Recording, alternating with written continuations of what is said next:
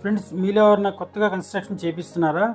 లేదు already construction అయిపోయిన ఇల్లు కొని ఆ ఇంట్లోకి వెళ్ళిన తర్వాత ఎయిర్ క్రాక్స్ బాగా కనబడుతున్నాయా? ఎయిర్ క్రాక్స్తో పాటు పిల్లర్కి గోడకి మధ్యలో జాయింట్లో 1 mm గ్యాప్స్ కానీ రావడం జరిగిందా? అలాగే గోడకి బీమ్కి మధ్యలో కూడా క్రాక్ రావడం జరుగుతుంది. అది కూడా 1 mm 2 mm అనేది మీకు కనబడుతుంది. ఇలాంటి సందర్భంలో మీరు చేయాల్సిన పని ఏంటంటే, ఒకవేళ కన్స్ట్రక్షన్ కనుక కంప్లీట్ అయిపోయి ఇలాంటి ఇబ్బందులు వస్తే కనుక మీరు ఏం చేయాలి, వాటన్నిటికీ క్రాక్ పేస్ట్ ఉంటుందన్నమాట. క్రాక్ పేస్ట్ పెట్టి మళ్ళీ దాని మీద లప్పం పెట్టి పెయింట్ వేసినట్లయితే మీకు సాధ్యమైనంత వరకు వచ్చే అవకాశం ఉండదు. ఒకవేళ కన్స్ట్రక్షన్ స్థాయిలో ఉన్నవాళ్ళు కానీ ఇలాంటి క్రాక్స్ రాకుండా ఉండాలి అంటే వాళ్ళు చేయాల్సిన పని ఏంటంటే, ఫస్ట్ ఇసుక ఉంటుంది కదా, ఇసుకని కొనుక్కొచ్చే సందర్భంలో ఆ ఇసుకలో మట్టి శాతం ఎక్కువ ఉండకుండా చూసుకోవాలి. ఎందుకంటే ఇసుక అనేది మట్టిలో పడుతుంది కాబట్టి సహజంగా 5 to 10% అనేది మట్టి ఉండడం జరుగుతుంది.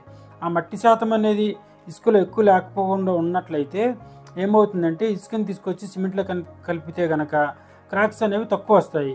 లేదు ఇసుకలో మట్టి శాతం ఎక్కువ ఉండి దాన్ని తీసుకొచ్చి సిమెంట్లో కలిపి ప్లాస్టింగ్ చేసినట్లయితే ఏమవుతుందంటే ఎయిర్ క్రాక్స్ అనేది ఎక్కువ రావడానికి ఛాన్స్ ఉంటుందన్నమాట. అందుకే ప్రధానంగా ఎవరన్నా కానీ ఇసుకని మంచి ఇసుక సెలెక్ట్ చేసుకోవాల్సి ఉంటుంది.